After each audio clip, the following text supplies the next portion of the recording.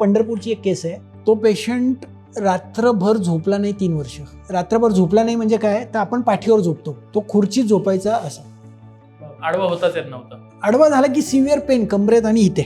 खूप चांगल्या नामवंत डॉक्टरांकडे त्यांनी ट्रीटमेंट घेतली होती, चांगल्या चांगल्या हॉस्पिटलला ॲडमिट झाला होता, पण 3 वर्ष झोपला नाही. मला हे पटलं नाही. म्हणजे मी म्हटलं तुम्ही खरं सांगताय का मला हे करताय. मी 3-4 वेळा केस टेकिंग वेगवेगळ्या पद्धतीने त्यांना प्रश्न विचारले. त्यांच्या बायकोला विचारलं ते कुठे झोपतात हो. अहो ते खुर्चीवर झोपतात. ते बाहेर गेले, त्यांच्या वडिलांना मी बोलवलं आणि त्यांना म्हटलं सर हे कुठं झोपतात हो. नाही हो खरंच खुर्चीवर झोपतात, आम्ही खोटं कशाला बोलू तुमच्याकडे.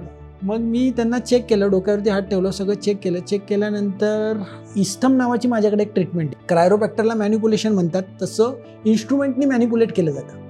आणि ट्रीटमेंट दिल्यानंतर त्याचा पाय दुखायचा कमी आला. तो घरी गेला. दुसऱ्या दिवशी तो सकाळी परत 9:30 दवाखान्यात आला. आणि माझ्या वडिलांनी सांगितलं पांडुरंग तुला तिथं भेटलेला आहे, तुझा पांडुरंग पुण्यात आहे, आपण पंढरपूरला राहतोय, तू जा पुण्याला आणि तू नमस्कार घातल्याशिवाय घरी यायचं नाही. आला आणि त्यांनी डायरेक्ट साष्टांग नमस्कार घातला. अरे बापरे.